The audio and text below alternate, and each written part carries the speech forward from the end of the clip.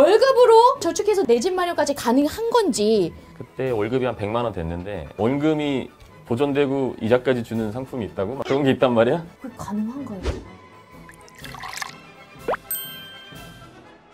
강 과장님이 내평 원룸 영상이 굉장히 큰 화제가 됐었잖아요. 네. 이제는 고집을 떠나서 네. 새로운 집으로 이사를 하셨다고? 네. 잘 들으세요.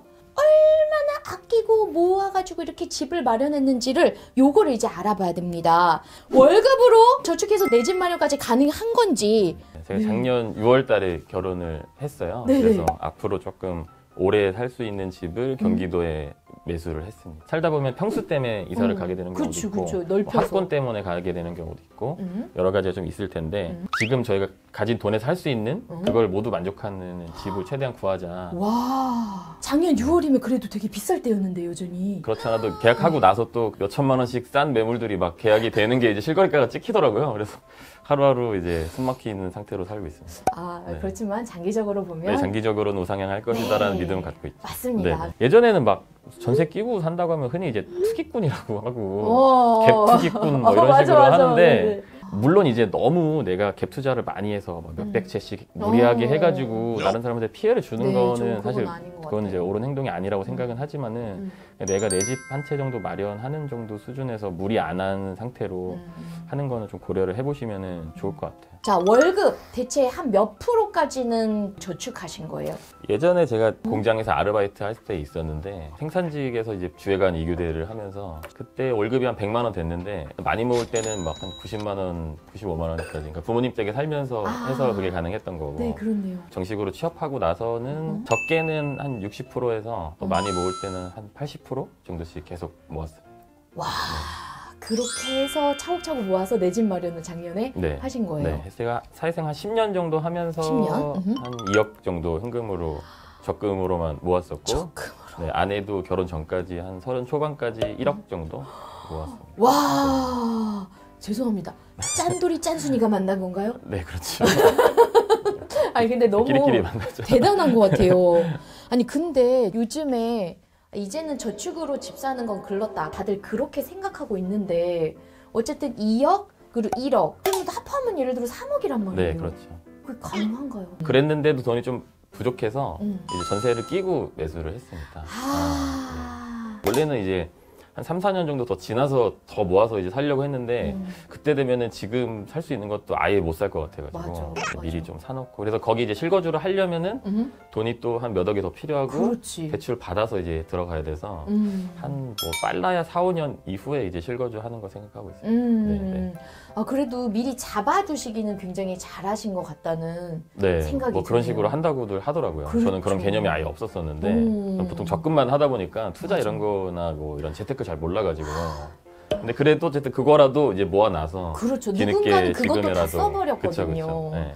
그러면 과장님이랑 아내분은 어디 사세요? 지금은 저희 회사 근처에서 월세로 살고 있습니다. 한 90만 원 정도. 월세 90만 원? 네네. 그것도 꽤 센데요? 네, 원래는 60만 원 정도 선에서 알아보고 있었는데 아 이게 생각보다 그 정도 되는 빌라들이 진짜 햇빛도 안 들고 남양이라고 해서 갔더니 그 남쪽에 건물이 같이 있고 골목이 너무 위험하거나 아, 저 같은 경우도 퇴근하고 집에서 계속 유튜브 때문에 일을 하고 아내 같은 경우도 재택근무를 하다 보니까 하루 종일 집에 있어요. 일에 대한 투자라고 생각을 해서 한 90만 원 정도로 했고 저 회사까지 이제 걸어서 한 12분 정도 걸려요. 아, 그 정도로 가까운데요? 네네, 아, 그럼 그래서. 일단 교통비는 안 드시겠네요. 교통비가 안 들죠. 그래서 이제 저희가 월세가 90인데 교통비 안 되니까 85라고 치자.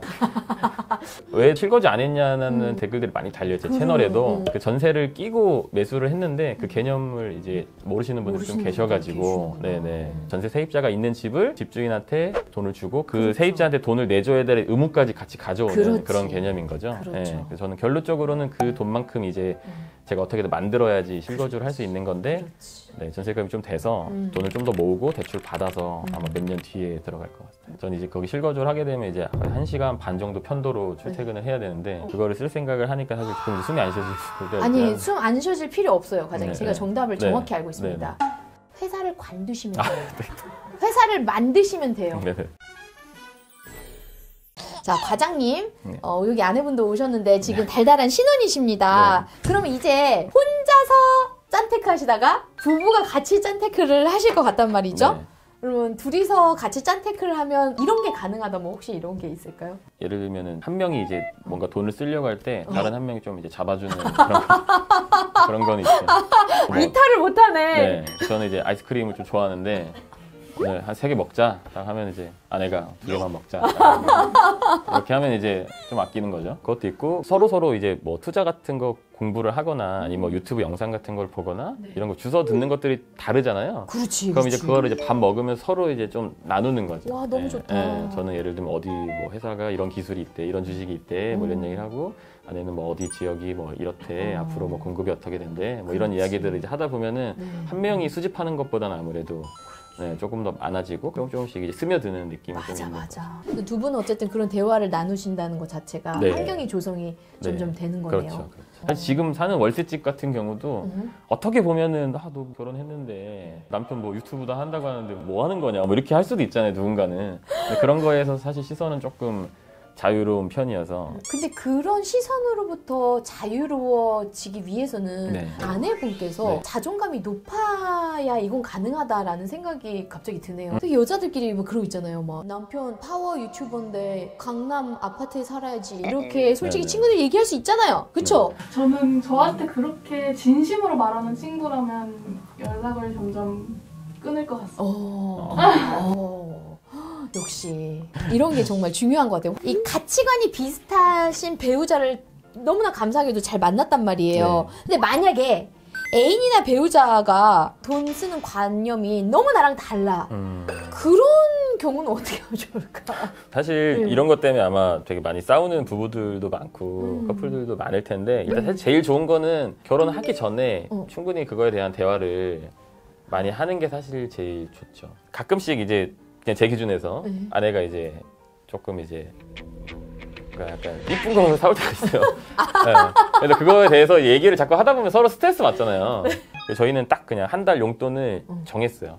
그 안에서는 뭘 해도 태클을 걸지 말자. 한 달에 20만 원씩 딱. 아, 네. 그렇게? 네, 그냥 딱 액수를 정확하게 정하고 옷을 사든 신발을 사든 그 안에서 내가 절약해서 모아서 무조건 사는 걸로. 네, 그렇게 정하니까는 스트레스가 좀 없더라고요. 싸우는 일도 없고. 20만 원, 20만 원 각자. 네네, 그 그렇죠. 안에서는 노터치. 네네, 그렇죠. 이것도 괜찮네. 네.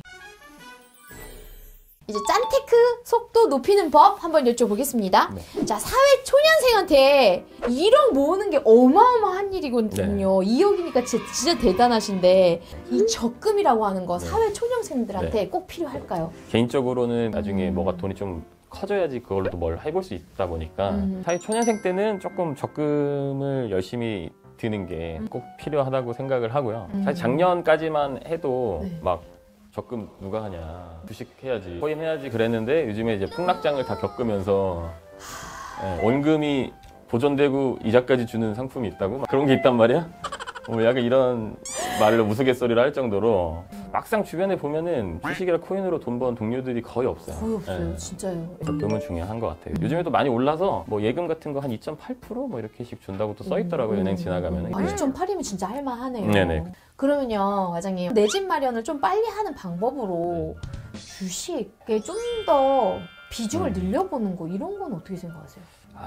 그죠. 사실 제가 사회생활 처음 시작했을 때만 해도 저축으로 어떻게 해볼 수 있는 수준이었던 것 같아요. 그때는? 근데 최근 몇 년 동안 사실 한 단계 완전히 전체적으로 다 올라버려서 저축만으로는 사실 조금 힘든 타이밍이 됐고 뭐 지역마다 좀씩 다르긴 하겠지만은 그래서 꼭 주식이 아니더라도 투자가 사실 좀 필수인 시대가 된 것 같아요.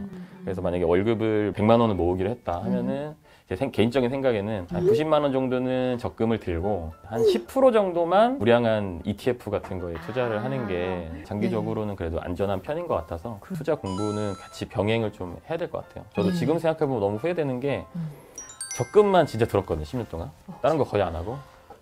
그냥 회사 생활 사실 너무 바쁘고 부동산도 좀 어렵고 주식도 좀 어렵고 근데 그 당시에는 그걸 내가 꼭 공부를 해야 된다는 생각을 전혀 못 했거든요. 굳이 내가 지금 이거 안 해도 뭐 월급 받고 난 열심히 돈 모으고 먹고 사는데 지장 없어서 그렇지. 이걸 꼭 해야 된다는 생각이 없었는데 지금 생각해보면 너무 조금 후회되는 부분이 있고 만약에 좀 일찍 관심을 가졌으면은 조금 더 경제적으로 지금쯤 더 풍요로워졌을 수도 있겠다라는 생각이 좀 많이 들어서 실질적인 예로 제가 사회초년생 때 S&P 500 ETF가 한 10만 원 정도 했더라고요. 근데 제가 그때 월급이 한 100만 원 정도 했었어요. 그럼 한 10개 살 수 있었네? 네. 근데 제가 월급이 그동안에 계속 늘었는데 지금은 10개를 못 사요. 아, 네. 그렇게 비유해보면. 네, 월급은 늘었지만 ETF가 오른 것만큼 월급은 못 올라서 그렇게 되더라고요. 그래서 저는 월급이 올랐다고 뭐 내가 사회초년생 때보다는 그래도 몇 배 늘었는데 했는데 ETF는 더 오른 거예요. 그렇게 따지니까 물론 절약은 이제 하면 좋지만은 절약하면서도 최소한의 돈 가치를 보존할 수 있는 투자까지는 해야 되지 않나 그런 생각이 좀 많이 들어요. 지금 강 과장님이 말씀하신 게 정답인 것 같아.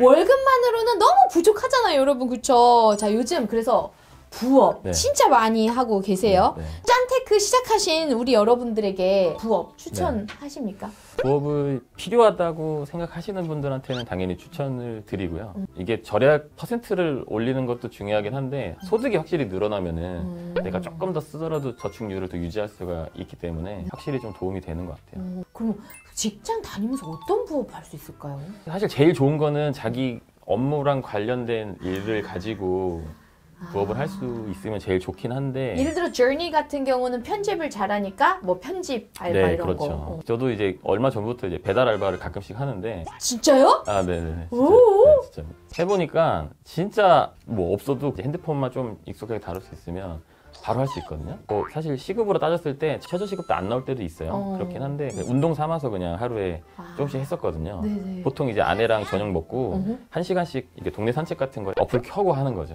아. 한 1시간 돌면은 한 10,000원 정도도 벌어요. 와. 네, 그럼 그거 모아서 치킨 사 먹고 하는 거. 아, 잠깐만요. 네. 하루에 뭐 한두 시간씩 해서 1, 2만 원씩만 사실 벌어도 뭐 한 달에 한 2, 30만 원씩은 버니까 1년 따지면 뭐 한 300 되잖아요. 그렇지. 연봉 300 올리려고 하면 사실 얼마나 힘들어요. 맞아요, 맞아요. 근데 내가 집에 와서 뭐 딱히 하는 것도 없고 맨날 TV 보고 TV 있고. 보고 뭐 쉬는데 쉬는 것 같지도 않고 네, 뭔가 해야 될 것 같긴 한데 잘 모르겠다. 뭐 시간이 좀 아깝다 하시는 분들은 개인적으로 강추드립니다. 아, 네. 진짜 그렇네요. 네네. 건강도 챙기고 살도 빠지고 돈도 벌고. 근데 그걸 또 하면 좋은 게 뭐냐면 저는 이제 부동산도 관심이 좀 있는데 막 밖에서만 보던 이제 철문으로 막혀있던 그런 아파트에 이제 들어가 볼 수 있는 거죠. 배달을 하면서. 아, 그렇네. 맞네, 맞네. 아, 여기는 이렇게 생겼구나. 신식 그쵸. 아파트가 이래서 좋은 거구나. 그쵸, 뭐 그쵸. 구경도 하고 나름 재밌습니다. 네, 그래서 나는 뭐 부업하고 싶은데 할 줄 아는 것도 없고 뭐 해야 될지도 모르겠어 하는 건 사실 요즘에는 조금 핑계일 수도 있을 것 같아요. 그럼 과장님, 네. 많은 사람들이 관심 가지고 있는 그 부업 중에서 하나가 요즘에 유튜브.